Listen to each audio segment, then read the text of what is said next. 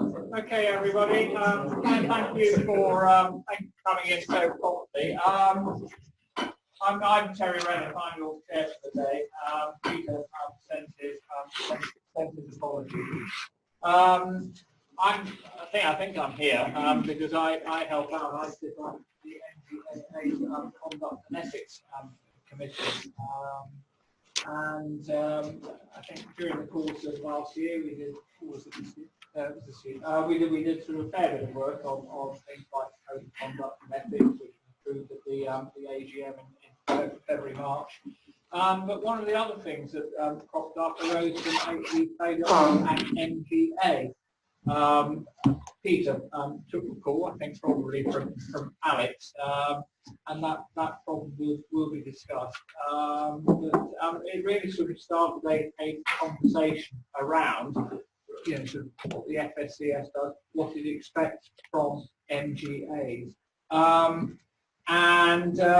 went along with Peter to a meeting in May to have a chat about the problem and suggest that it would help you guys if FSCS could come along and explain their role, what they expect from an MGA in this particular sector. And I think sort of my view is that good regulation is good for the market, it's good for consumers, it gives them confidence that they want to use the products that you guys supply. And I think if, as a member organisation, the MGAA can have a good relationship and establish a good dialogue with FSCS, that can only help to make for better regulation and further enhance that consumer confidence in the market. I think that's enough by way of sort of intro. Alex, as you'll see, Chief Corporate Affairs Officer. If this event was a couple of days ago, we can pretend he's flown in from Washington, where it was the International Forum of Insurance Guarantee Schemes, where I'm sure he was telling the world about how wonderful the FSCS are, and the UK leads the market in insurance regulation. So as I say, Alex is going to do the presentation. Martin's a lead associate and a former practitioner at QBE. We were having chats about whether we could remember cases we dealt with in the past, but there we are. So that's enough of me. It's over to Alex. Thank you. Thank you, Terry, for that introduction. Apologies first from Carl Jeffries, the manager at FSCS, who was co-billed with me for today's talk. Unfortunately, he's not able to join us, but Martin is well equipped to stand in Carl's place today. As I say, either of us will be happy to take questions, either to go along or at the end of the presentation. So as Terry said, we've been having conversations with Peter and Terry and colleagues around just raising the recognition, the profile awareness of FSCS and how we will look to you, or we do look to you, to help us out in the event of a failure of an insurer. And of course, some of you may know the last couple of years, we do have experience of a couple of failures of passporting insurers coming into the UK. And I'll explain a little bit about how we've resolved those. But I'll start by just going really over FSCS more generally. A lot of people don't necessarily appreciate the full range of FSCS protection cover. I'll explain a bit about our relationship in the safety net, a bit about our scope and protection for insurance in particular, and how we like to approach the runoff of estates and the relationships we need to construct with the market, with insolvency practitioners, with consumers, and a bit about funding, of course, which is very important to the industry as well. And then I'll mention at the end where we're really looking for some help from you as representatives of the industry, where we want you to take forward a couple of the messages that we've been developing. I'll stand just to the side so you can get a good view. That's really what I'm going to cover. We are not just a policyholder protection scheme. I'll touch on that, but we won't go into those details. And then at the end, a bit about the policyholder data requirements that we do like to see. So we are the statutory fund of last resort for consumers of authorised financial services firms in the UK. We've been around since 2000. We were a consolidation, if you like, of the pre-existing scheme. So in the insurance space, that was the Policyholders Protection Board, set up in the mid-70s. We took on that role and responsibilities together with those for deposits and investments. We, FSCS Limited, the scheme manager. The scheme is a set of rules, and I'll touch on that in a minute, but FSCS is my employer, Martin's employer, the limited scheme manager company. We are operationally independent. We make our own decisions on who is eligible and in what amount, but we do account to the regulators, the PRA and the FCA, for delivery of our function, and above them to the Treasury as well. We protect regulated activities only. So if an authorised financial services firm fails, we will protect claims arising out of the regulated activities. We won't, of course, protect all the activities that firm may have done if they're not regulated. We protect the financial loss. It has to be authorised by the FCA or the PRA to come within the FSCS scope, and the firm has to fail, unable or likely to be able to meet claims against it. As I mentioned, we have an integrated scheme.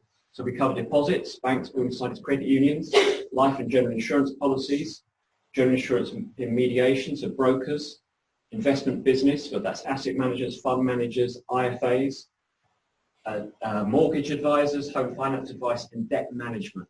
Terry mentioned I was away last week at a meeting of insurance guarantee schemes. We are very unusual in the breadth of coverage that the UK provides to the financial service consumer here. Most countries don't provide that breadth, or if they do, it's chunked between different institutions. Having a one-stop shop is, I think South Korea is the only comparable scheme.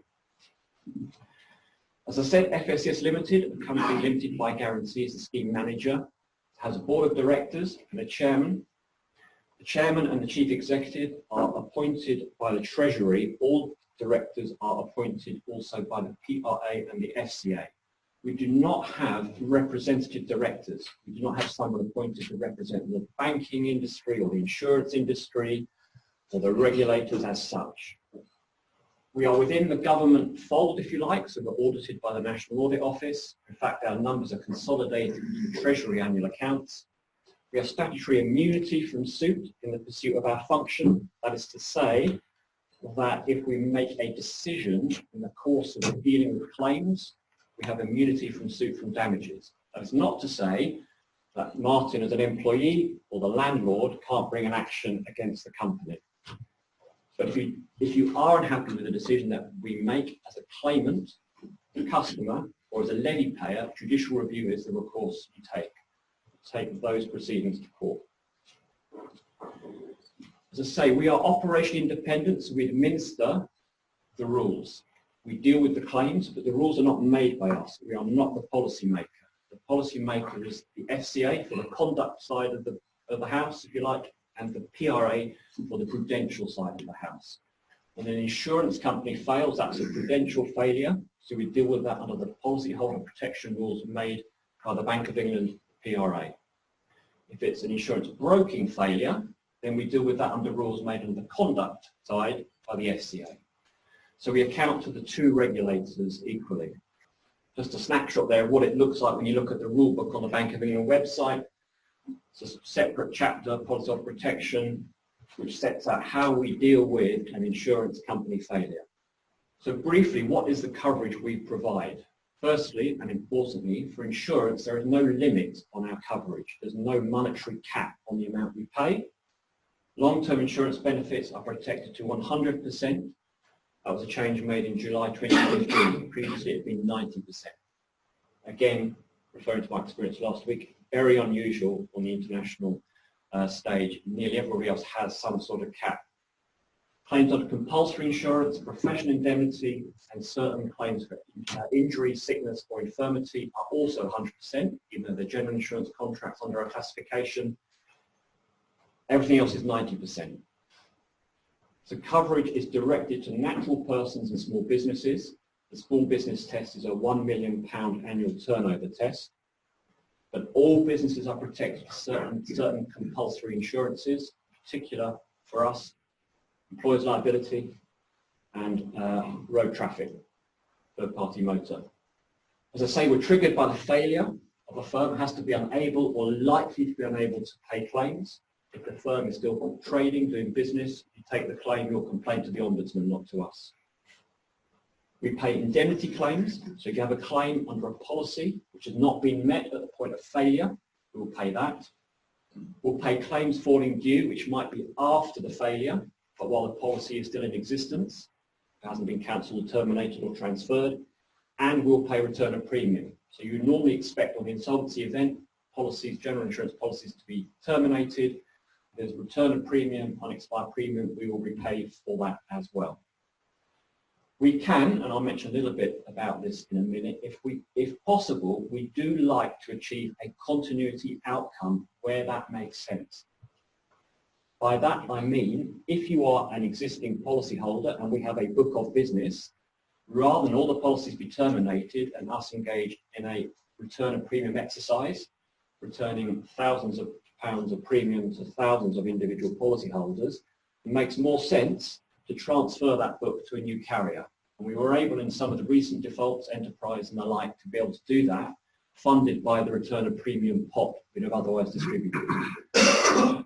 Maybe not so much for today, but for life insurance, that's seen as a key priority. And of course, the consequence of terminating a life policy and distributing a cash sum is probably more severe than the case of a general insurance policy, because it's very hard to replicate your life insurance benefits on that cash distribution. So we do have the option to give financial assistance rather than just pay claims, rather than just return the premium. But that is subject to a cost test. So we can't just have an unlimited pot. To use that has to be capped against what we would otherwise have spent. A little bit of margin in there, but that's broadly the test we apply. So what we do operationally following the failure of an insurance company, so that's normally triggered by us at the moment by the appointment of an administrator, an insolvency practitioner. In the UK, that's normally administrator. There could be other roles elsewhere in Europe. It is in theory possible to trigger us by a regulatory determination, so the regulator would decide the firm is unable to pay the claims, but that hasn't happened so far at least. So we will look at whether the policyholder or the claimant, so it could be a third-party claimant under someone else's policy, is eligible. We will consider the position of insolvent policyholders for TPR validation.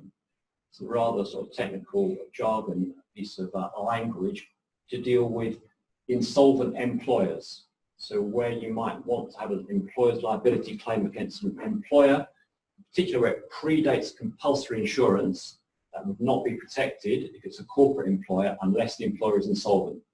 We call that third-party rights validation process. We'll deal with the estate. So the larger estates will deal with the IPs. They'll maintain their run-off claims handling capability. We'll want to have a daily liaison with the insolvency practitioner in the early days as to what that's going to look like, how they're going to handle the claims, how they're going to communicate to the policyholders. We also want to get a range finder on the costs for the levy payers. Creditor committee meetings will be a big creditor. If not at the beginning, by the end, we're often a very significant, if not a major creditor of these firms. We want a working relationship between us, the IP, and the run-off agents. Often that will be a contracted out service. We need to maintain the efficiency of that service, both for handling claims in the pipeline, also to make sure there's no leakage, that the claims are efficient, that the cost that's passed to us and through us to the levy payer is well managed. And it needs to be prompt, of course. People can be very desperate, waiting for their money, so we need to make sure there's no interruption as far as possible to that service. We'll want to carry out a technical audit of the run-off agent to make sure that they are managing the claims to an adequate level of quality. We may be involved in an audit of the panel firm of solicitors who are managing the litigation, and we'll be plotting that forward on a risk and controlled register. And then individual payments submitted to us for approval. Obviously, Martin and the team will be signing those off. It's also important to speak to the regulators. The firm will remain authorised, notwithstanding the insolvency, either here or in the European Union. So we want to have a good relationship with the overseas regulators. For example, we've had quite a close dialogue with the Gibraltar FSC and with the Danish FSA in recent times. Looking forward, we need to understand what the profile looks like for claims. Type of claim, the value of claim. We need to build that into our levy forecast. We'll look at special measures. So is it possible to fund transfers? Are there people out there, carriers who brokers can introduce to take over books of business, whether particular motor books we've had in the past, for example, or warranty contracts, and provide that financial assistance? Return of premium process, if we can't achieve that, we need to set up automated process, because you can imagine with thousands of these coming in, it can't be done one by one, so we need to be able to automate that through a portal, and we need to agree the claims handling process going forward. So as I mentioned, return of premium will be available if the policy terminates, or is likely to be available if the policy terminates automatically or is disclaimed. Those calculations are normally done by the insurer and then validated by us, normally on an expired portion of the policy. And we pay return of premium 90%, even on a compulsory insurance policy. The claim is not protected for the compulsory insurance. The return of premium is just at 90%. We can be a bit flexible as to the eligibility to make sure the process runs smoothly, so we don't need to look at every one individually. Again, providing on a cost benefit, that is appropriate. And if there's premium finance involved, that is a complication, because some of the premium finance contracts will require the funder to receive the premium back, so we need to kind of coordinate or choreograph the flow of funds, particularly if we're trying to ensure a continuity transfer to make sure that the premium finance company will allow the flow of funds onto the new insurer and in effect extend or roll over its own premium credit agreement. We are very dependent or very welcome maybe of any introduction the industry can play in finding a new carrier. At FSCS we don't have a kind of a business department that will go out to the market with a book of policies from a failed insurer and look to try and find a new carrier. So we really look to the market, to the brokers, to say, look, I've got my book of business, I'm happy with it, I'd like to renew it, I'd like to find a new carrier, and this is the individual, the new firm I'd like to introduce. They're happy to take on the book, happy to take on the return of premium to meet the cost. Can be an issue if there's a shortfall, because as I say, 90% is what we cover, so there could be a 10% mismatch that needs to be found somewhere. So we don't carry out the due diligence on the new carrier in that scenario. We don't think of ourselves as the regulator or the supervisor of the new carrier. Really, that's the responsibility of the introducing broker to make sure it's suitable and they are financially stable. The new policy will be on the same terms. So basically, for the policyholder, it's a kind of continuity option with minimal interruption.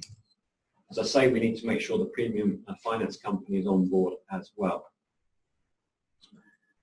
And you can end up then with a sort of multi-party agreement between the IP, us, the broker, the premium finance company, which does take a bit of choreography, and also, I'll come back to this at the end, is highly dependent on the quality of information that's available at the point of failure. Because we need to know the individuals who are going to be transferred, the policyholders, the policies, the values that will go into our number, that needs to be reconciled with the IP, because the insurance company has the core record, if you like, and reconcile with the premium finance company. We have seen in previous cases you can have multiple sets of mismatching records, which slows the process down considerably. Then looking forward, that's really kind of what we do in terms of responding to the failure, getting our arms around the estate, building the relationships with the IP, the brokers, the new carriers, trying to make sure we get to a stable state. You've got a run-off of the claims. So there will be some policies that don't transfer. We'll be running those claims off. And then we're looking over the horizon, if you like, to what will happen at the end. So normally, the insolvency practitioner will look to bring the estate to a close. They won't allow it to continue indefinitely. You need to draw a line. It's no longer economically viable to incur the administrative cost, keeping the estate open. So let's have a bar date, all claims in by a set date. We'll value the claims. We'll make a distribution. Those have been paid, obviously we know. The future ones have to be estimated. There'll be an actuarial estimation methodology. We will be party to that process. We'll accept, if you like, the ups and downs of that, try and make our best guess. We'll receive the distribution, the estate will close, and we will then look after the book going forward. A good example of that is the independent insurance estate, which closed about a year ago, where again we took a distribution in lieu of advanced dividends for future claims, and we're now running off that book of the old independent insurance business. I think it might have been in this building at one point, I can't remember now. And then there'll be issues around the closure, so the assignment of any reinsurance, for which is a primary source of recovery, liaising with the official receiver to keep the company open for technical purposes, and then the recovery, so the distribution to us of dividends, which we will use against future levies for the following year or two, not for too many years, because we'll prefer, if we have a substantial dividend, to rebate that to the industry. We have enough for, say, the next 12 months or so. Independent was a good example of that. We got a chunky dividend in, and we basically redistributed that to the levy payer base. So the role of the industry, we're very keen on regular engagement with industry and industry bodies, whether that's yourselves, MGAA, whether it's ABI, VIVA, or indeed all the other trade associations. As I say, we really welcome the introduction of new carriers to help us solve that continuity, if we can, to communicate both to the members and to your policyholders the FSCS activities, partly around insurance, of course, because we do think there is not a great deal of public recognition of FSCS's protection of insurance business. Most people think about deposits when they think about FSCS. I think it's probably fair to say. But actually to communicate our activities more widely in the sector and in the consumers. Part of that, of course, is through policyholder disclosure. So there is some sort of wording often buried in the terms and conditions of policy documentation that you may be protected by FSCS. But we'd like to make that simpler going forward, to elevate that more prominently in policyholder documentation so people can see that much more clearly. And we're thinking about rolling out what we call the FSCS badge, excuse me, to the insurance sector. So at the moment, if you walk past a bank branch, you'll probably see in the door an FSCS poster and has an FSCS protected badge. Look at a bank account statement or an app, often has the badge in the corner as well. So can we use that tool for insurance? And we're talking to, at the moment, the life and pension providers as a working level to using it in that area first, but we'd like to roll out into the general insurance community as well. Something we're speaking to the industry about. We think that although there may not be quite the same financial stability systemic issues in insurance, we do think consumers benefit from knowing that they are protected should the worst happen. That reassurance is good, that confidence is good for the industry, for the consumers, and we think for us as well. So a few quick numbers, just looking back. Chester Street, which previously was the Iron Trades Mutual, failed in 2000, I think. We've paid £677 million so far, and we're probably going to pay maybe the same again before it closes in maybe 20 years' time. Long tail of disease claims, latent asbestos claims in that estate. Builders accident, similar profile, but a smaller case, 190 million. Independent, 446 million paid so far. Again, going to be expensive going forward. And at the bottom three are the more recent failures, smaller in size and have a common denominator, which is the fact they were passporting. They were not UK supervised. The home state was not in the UK. We had Enterprise coming in from Gibraltar, Gable from Liechtenstein, and Alpha from Denmark. So Enterprise, 165 million, Gable, 57 million, and Alpha, 54 million. But interestingly, on Alpha, you'll see, if you can see on the bottom of the screen, £8 million recovered from our Danish counterpart, the Danish Insurance Guarantee Scheme. I mention this now because, unlike for deposit protection or to some extent for investment protection, there is no directive in Europe for common policyholder protection. So you have a very diverse framework. Each member state does something a bit different. Some don't have any IGS, some have a life insurance IGS but not a general insurance, some have the other, some have both. The Danes have a general insurance guarantee scheme, which at the point that Alpha failed, protected UK business as well for individuals. It does no longer protect non-Danish risks. They changed that rule, I think with effect from the beginning of this year. Maybe their fingers burnt. But we were able to get a good accommodation with them, an agreed collaborative process where if it was protected by the Danish fund, they would pay their claim and then we would pay the additional amount that we protect. And that was a constructive discussion we had with them around the time of the failure. But it does expose the lack of a directive in Europe and any common approach to host state. Now, of course, we may not be affected by this going forward, but it is a current debate that EIOPA are consulting on in Europe. Funding, obviously, I mustn't forget that we are industry funded, we are not taxpayer funded. We raise a levy each year, what we call pay as you go. So again, we don't have a pre-fund, we don't build a fund in case we need it. We only call for what we think we will need in the following year. We estimate that we're going through the process of estimating for next year, 2020, 2021. We'll give a heads up to the industry in January, and then we confirm the amount at the beginning of the financial year in April. But we do offset that by recoveries. So when we get dividends relying on our subrogated or assigned rights, we will set that against the levies. And we will use schemes or arrangements or other tools to try and extract value for the levy payer from the failed estates. Well, that's the class structure. It's probably too much to take in, but you can see on the provision side, and actually it's kind of a bit blurred, the general insurance provision has an annual cap of £600 million a year on the FSCS levy. But normally I think they're in around the sort of 60 to 80 million pounds a year, but consistently in that sum each year. But there is a much higher threshold should we need it.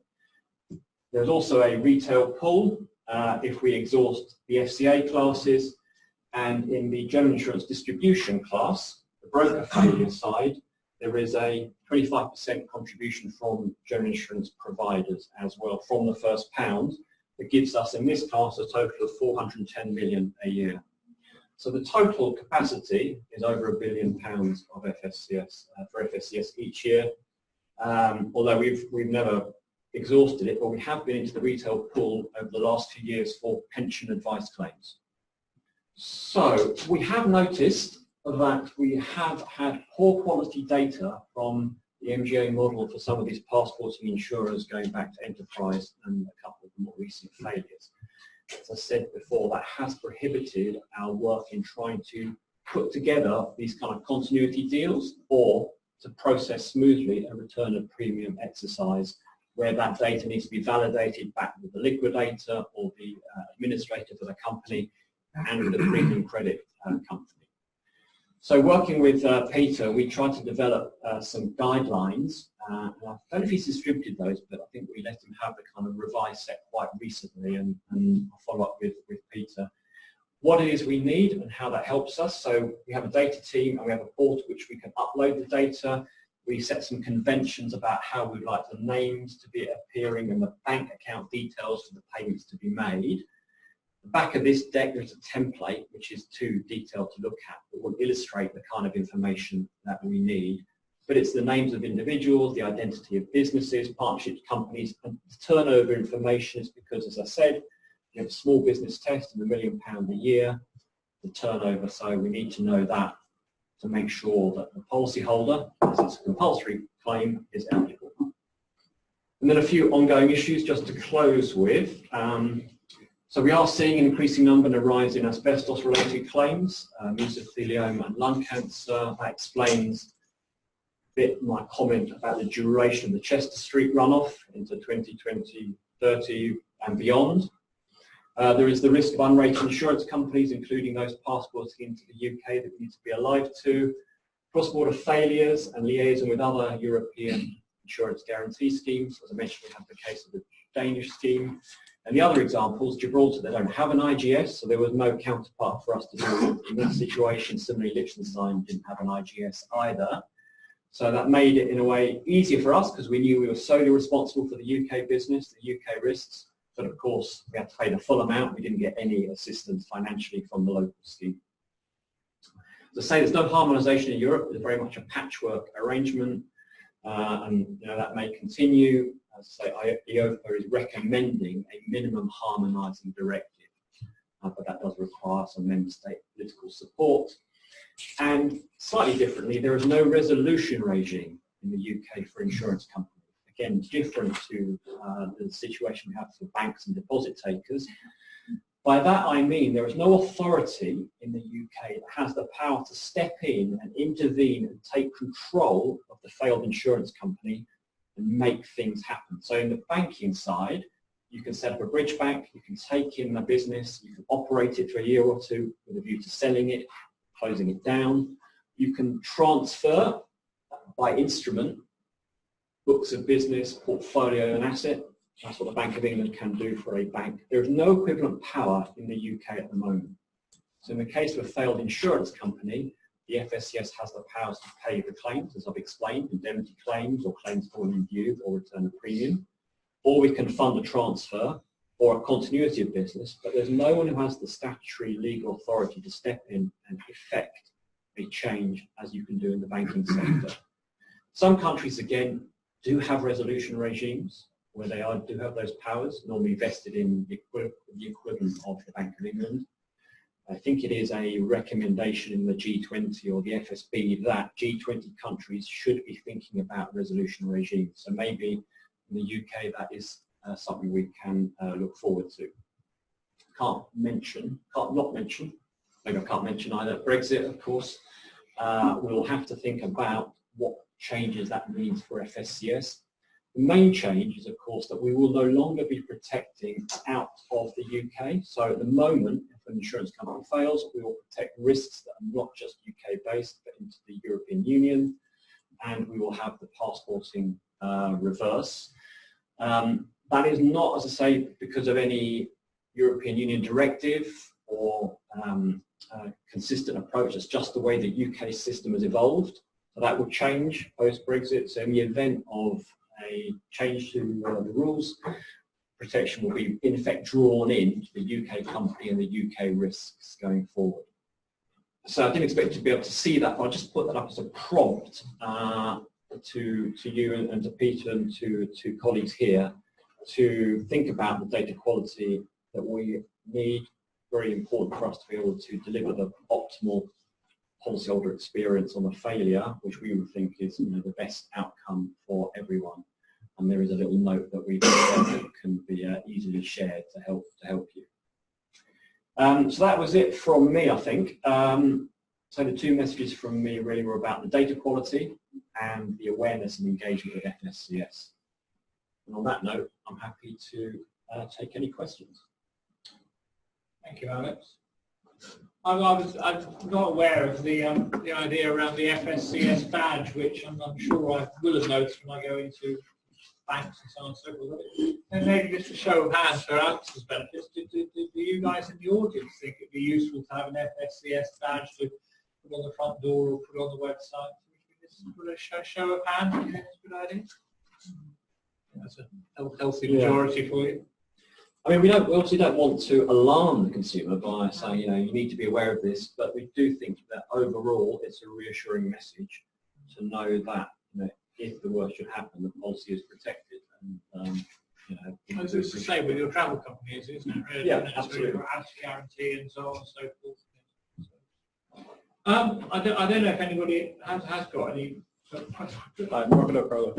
Quick question for you. Do you also take a proactive role in terms of monitoring insurance companies that are at risk of going insolvent, and what do you do in that regards? Yeah, so I wouldn't say we take a proactive role in the monitoring. We don't really have the powers or the role, the resources to do that. So we won't be looking at companies and trying to assess the risks they might pose to us of failure. We'll leave that to the regulators. What we will expect in return from the regulators is forewarning where they are concerned about any particular firm, and we'll have an arrangement. We do have a working arrangement with the regulators that they will identify firms that we might want to think about getting ready for. And if you've got an actual failure in the pipeline, it's important for the UK supervisor, if there's an overseas supervisor, the overseas supervisor, and the insolvency practitioner and us to be readily all prepared with the same message at the same point, and you can communicate that at the same time. So we would expect to be told of that ahead, and one of the difficulties we had in the past, particularly with the passporting insurers, was we didn't get much notice of those. We didn't really have an existing relationship with the overseas regulator. We now have much better relations in the light of that experience. So that left us sort of scrambling a bit when you realise that we needed to respond. In the case of Gibraltar, actually, there had been a couple of failures, small failures, a few years ago, and they'd appointed the same insolvency practitioner, and that was very useful because he knew us, knew what to expect, knew where to find us, and we were able actually to strike up a good working relationship very quickly, which meant we could recover some of that sort of preparatory time. But so the short answer is no, we don't supervise or monitor or overview sector or firms in particular, we would expect to have some forewarning of an imminent failure, so we can prepare. And we see a lot of talk and focus about change in the insurance industry, especially around technology. Do the FSCS do something similar, and are they looking at that and where it's going to go? We are thinking about there's two issues there. One is our own technology, but in the sector, what are the complexities, I suppose, for us that technology might give rise to. And in fact, we were talking only the other kind of a week or two ago about if you were overseas and you bought your travel insurance for a terminal, where is that risk? Are you a UK policyholder at that time, and how does that match against our rules? I haven't got the answer to that, but that was the kind of problem we were thinking about, because in the future you could quite clearly see those sort of examples where the risk might be, the way we would identify the location, the risk might be moving as a result of how you're interacting with the provider, where you're interacting with the insurer, and how you're doing that. And that's also an issue for the other sectors as well. Particularly, you can be in the UK, you think you're dealing with a UK business, through the website, and in fact, it's not in the UK at all. So it's something we're alive to and are trying to sort of work through, changing very quickly, obviously. So we need just to keep on our toes. I think another point on that with the retail banks, we have what's called a single customer view setup. So if a bank does fail, we can lift the record directly into our systems, and we know who exists, and we can distribute money if that's the route we go down. So often we float the idea of insurers having a similar setup. So when an insurer does fail, rather than trying to rebuild policy data, whether it's from the MGAs who wrote the business into the insurer or what have you, but just simply being able to scoop the data up from them into our system, and then that data we can use to either direct ROP directly to policyholders, or to facilitate a block transfer. But I think one of the issues that almost like sort of caused this was that problem of data and return of premium. And I remember, I really cannot remember which one it was, but I think the example was a very good data set where you're able to return premium very quickly, and typically, I'm not sure how many days that was, whereas an awful data set, which is one of those that you mentioned, where you're still struggling to know who the customers were. And it can take, absolutely, and it was putting us back by months not having the data, whereas other situations were much quicker to resolve. And it's not just, as I said, it's not just us that needs to be satisfied with the data. We also need to be satisfied before we can fund a payout. But often there's other interested parties, whether it's the liquidator, whether it's the premium credit company, everyone needs to be aligned on those numbers. So it's really important to start from a golden set, if you like, to begin with, and that makes everyone's life a lot easier. Got any other questions? Sorry, just on the data set requirements. From our perspective, many of our insurer partners only ask for very limited risk information. By no means the amount of data that you're after. Is there a way that as an association we can give our membership a heads up of the level of data would be required from you? Yeah. So at least we can sort of start looking at it as MGAs ourselves. Okay, not that we expect any of our insurers obviously to fail, but in the unlikely event, we can almost have that data there for you. I'm sure many of you do already, actually, because what we're asked about I don't think is particularly unexpected. It's probably what, if you were doing it for yourself, you would come up with. I mean, this is an image of that. This is a printout of that image. So it's the broker name, sub-broker name, insurance policy number, policyholder title, first name, middle name, surname, company name, turnover, address, vehicle, policy inception date. I mean, I don't think any of it is kind of probably surprising. None of it's rocket science. None of it is rocket science. It's just a question of having it all there at that time. And so we've been working with Peter on. You're getting from an insurer. We only provide our insurers what they ask for. Yeah. Okay, yeah. So actually, so you may need to do more. Is maybe find a way of coming direct to the MGAs themselves. Yeah. once you know, and say, right, do you have it for every life policy that you have with them?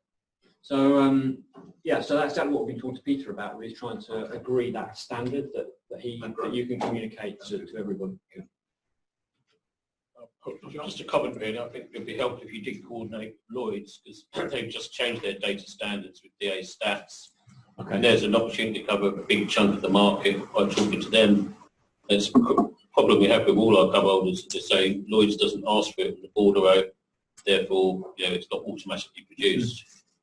And it's a lot of money to change some people's systems. So doing it in one go makes a lot of sense. Yeah. Oh, good tip, thank you. Alex, you mentioned that you cover a much wider class of businesses than just the insurance sector. Are there lessons that you might draw from some of those other sectors to share with insurers?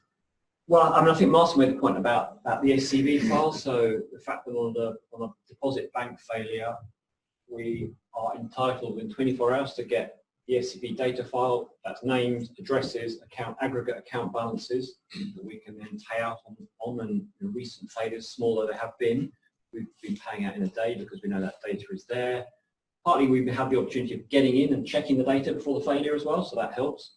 So anything which we can kind of, and it may be too much to ask for a complete kind of data set that kind for insurance business, but something where there is agreed common standard that we come back with this data policy, agreed common standard that we can take comfort from, that in the event of a failure, that will be made available to us very quickly. And I think the other thing is, I do think it's worth exploring as an industry, as a sector, whether some form of resolution regime, additional powers, particularly for the larger insurers or the life insurance sector, might well be useful going forward.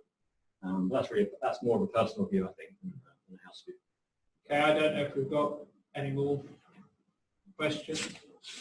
So I think if you have shared something with Peter, I'm sure Peter will make it available. I know they're regular. I certainly haven't seen it, but okay. I know they're regular newsletters, and it's something we have discussed on Conduct and Ethics Committee as to whether we can put that out. And I think that we also anticipate we can have a guidance note. So which we're thinking is, well, how can we help members by providing something that's MGA specific to interpret something that is applicable to the insurance sector more generally, but just make it more relevant. And so we're expecting that we'll be looking at some of those during the course of the year. We're not trying to copy any regulation or anything like that, but just it's an explanatory note. This is good practice, and undoubtedly, if there is a FSCS sort of good guidance note that we refer to that, and you just be able to go in. There'll be a hyperlink or something, and it will take you to the relevant pages there.